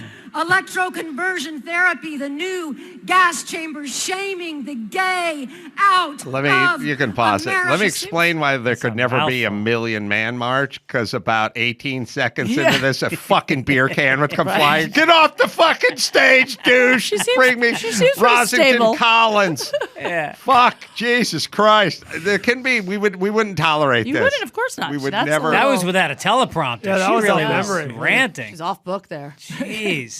Well, maybe a little more. Yeah, this is from January of 2017 at the Women's okay. March. And why is a toupee a Hitler mustache? I mean, some of us, Brian. Thank you. All right. You know. I don't want to be associated with that. Sorry. There's more. Side notes, I am not as nasty as racism, fraud, conflict of interest, homophobia, sexual assault, transphobia, white supremacy, misogyny, ignorance, white privilege. That was the new intro to Gilligan's Island. Daughter being your favorite sex symbol. Your daughter. Like your wet dreams infused with your own genes. But yeah, I'm a nasty woman. A loud, vulgar, proud woman. I'm not nasty. Like the combo of Trump and Pence being served up to me in my voting booth. I'm nasty like the battles my grandmothers fought to get me into that voting booth. I'm nasty. She's got chops. Like the Yeah, she fight does. for wage equality. Scarlett Johansson, why were the female actors paid less than half of what the male actors earned last year? See, even when we do go into higher paying jobs, our wages are still cut with blades sharpened by testosterone. Why is the work of a black woman It's dogs beating off on a rusty box spring, cut with 3-in-1 oil. Sense of a white man? All right. What Wow. year was that? 2017? Well, 2017 through 2018, actually. Right. And a lot of it was a That was the first half of Yeah, it kept 2017. Yeah. yeah, it was a poem written by a 19-year-old that she was reciting. No. You know Really? what? That's so funny because it sounded like that in the beginning, and then it sounded more conversational. But I was like, "What is she doing? Is she doing a piece?" It sounded like she was doing a piece. Yeah. Written by yeah. someone else. Oh, well then. Memorize those sides. I got to tell you, I would have asked for a prompter. There's no way I would Line. have committed that. Yeah, lie. She just There stopped. once was What? a man from Nantucket. I don't think you would have needed it. You just sang us a song from like your child. Love Yes. can build a bridge. There is fun in the water. There's Yes, fun the- in the the White no- House, but no there's drowning. danger too. Yes. All right, let's do one more. All right. Let's talk about Jennifer Grey. First of all, she's coming back doing the sequel to Dirty Dancing. She liked me. What do you mean she liked you? What? There's only a handful of women. Is this before the and nose job or after? I'm not including my mom in this group who actually liked me when they came into Loveline many years ago. Oh. And she was one. Was this before the nose job or after? I've never had a nose job. I had a scrotal tuck. But how do you know? I don't Surely know. it It was would have after. been This would have been late 1999, 90s. Wait, define liked you. It was just she liked me and she sort of said it. There's only been a handful of those women I've ever feel? met. I remember like it was a novelty to me because I was not Dirty Dancing, but Red Dawn, man. Oh, Red Dawn was great. Watch that a few dozen times. And I was a carpenter like 2.5 years before this. It was just Right. weird that Right. anyone Yeah. anyone I'd heard of would So have you liked didn't me. you didn't go for it. No, but I remember taking note of that. She admitted it or something. Well, this story is actually about it, about how she liked Adam Carolla. No, she's coming out now and she's talking about when she dated Johnny Depp. Although she says, she said things took a dark turn after her agent set her up on a blind date with Depp in 1989. He was 26 and she was 29. They became engaged just 2 weeks after meeting, which 21 Jump Street era. Wow. I know, but 2 weeks after meeting, like they're both crazy. That's both like batshit crazy. Yeah, like she was on Loveline 96, 97. So early. Okay. And the description of the 97 episode, the 96 when the audio has been lost, but the 97 episode, it says that Adam and her apparently hit it off. So Adam for this episode got dressed up, wore no cologne as she does not like a man with a scent. Oh, wow. And claims he is now talc-free due to it turning into tapioca after a long day. Maybe it was my sweet nothings about the tapioca in the nether regions that turned her on. It's like sperm on a calf. That's hair. right. Do you think if she had asked you out, you would have taken her dancing? Oh, yeah, that's a good idea. Yeah, the you know who else liked me? Was a long layoff. What was that great actress who was in the Coen Brothers film who actually was my McDormand? wife? Precious? She was in my wife in a sitcom. And we talked about her before. Landecker? Amy Landecker. Oh, yeah, sorry. Yeah, she played my wife in a sitcom. She told me she liked it. I was thinking of the one that I saw, the sitcom taping. Yeah. This is another wife. Yeah. And there's still nothing? Women just tell you, I like you, and you have no response? I said to her, oh, I'm a carpenter. I do a lot of carpentry. She goes, oh, really? And I go, yeah. And then and she said something like, are you married? And I said, yeah, I am. And she went like, all the good ones. And I see. But she kind of, I think that was the carpentry thing. I think she liked that. Working with your hands. You know who asked me out? Who? Paul Abdul. Really? Yeah. Wow. I did like a corporate event with her in like 1996. Wow. And we just hung out all day. It was me, Max Weinberger, and her. And then the publicist that booked me on it called me the next day. And we hung out. It was like a 5-hour hang. Right. And so the next day, the publicist called me and said, Paula would like to know if you'd like to go out. And I was like, I got a girlfriend, but thank you. Wow. It's the dancers that like us. But did you have a moment at all like I should go out with her? No, I didn't. I didn't really like her that much. Oh, really? No. Still feather in the cap. Yeah, absolutely. That is definitely a feather in the cap. Oh, yeah. I got Fergie and I got Natalie Maines, too. Oh, all right. Yeah. Margaret Natalie Maines? Yeah, and Margaret Cho, but I don't want to bring her up. I have. Come on, Chris. I told you Sorry. that. Shut the fuck up. I have Dennis Leave Rodman. the Lesbos off the fucking list. I have Dennis Rodman. Ooh, that's good. You know what? Do you want to hear the line that he said to me at the Comedy Store after he watched me perform? Say it as Dennis Rodman. I'll try to. First of all, he came up to me. He was definitely wasted. He had a girlfriend, but that didn't seem to matter. It only seemed to enhance his attraction to me. And then he said, "You wanted me to sit at a party? You wanted me to sit at a party?" He said it like 1,000 times. He was like on top of me. He was a very big man. And I said, "Oh, I have another set. I have another set in the belly room." And then he gave me his number on a piece of paper. Are you ready for this? This is maybe the best line I've ever heard anyone ever say. He goes, "You know what I'm going to do? I'm going to fuck you, and then I'm going to take you to dinner." And I go in that order, as if to say, if you can survive, first. if you can, if I can fuck you and you can survive it, I will feed you. If I don't split you in half. If I don't fuck you in half. And then if we go to dinner and you can finish that 44-ounce porterhouse, it's free. He's got a lot of conditions to his dating. Anyway, that's the news, guys. Wow. Jeez. Oh my God, I'm going to say all these things. Is it even going to be funny?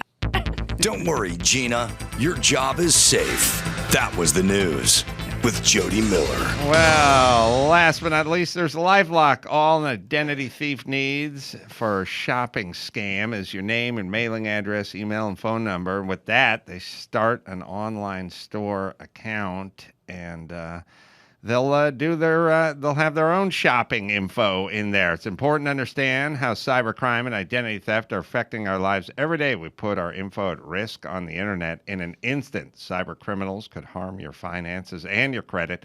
Good thing there's a LifeLock. LifeLock helps detect a wide range of identity threats, like your social security number, for sale on the dark web. If they detect your information has potentially been compromised, they will send you an alert, and you'll have access to a dedicated restoration specialist if you become a victim. Right, Dawson? No one can prevent all identity theft or monitor all transactions at all businesses, but you can keep what's yours with LifeLock by Norton. Join now and save up to 25% off your first year with promo code ADAM. Call 1-800-LifeLock or head to lifelock.com. Use promo code ADAM for 25% off. All right. I'm going to be in Indianapolis at Helium Comedy Club this Friday and Saturday and do some live pods there and some stand-up shows there. Fitz Dog's coming to Tacoma Comedy Club May 19th through the 21st. And where do we go? Fitzdog Comedy if we want to find Just out? Just Fitzdog.com. Fitzdog.com. Yeah. You can find out all about dates. And Def Frat Guy, you can shoot him a tweet at Def Frat Guy. Jodi Miller, the world's funniest weather. You can check that out on your local TV listing. JodiMillerComedy.com is where you go. And Matt Sienkiewicz, the book, That's Not Funny, is available as we speak. Until next time, this is Adam Carolla for Jodi and Bald and Greg saying mahalo. And then, of course, you have the mom jeans, which are just high-waisted jeans. But I literally bought these jeans. I loved them. I put them on. And then I got home and I actually read the label. And they are actually labeled distressed mom jeans. Oh. Which I think is redundant. I mean, just say mom. For distressed moms? Yeah, exactly. They're actually torn a little bit, which I think represents how I feel on the inside.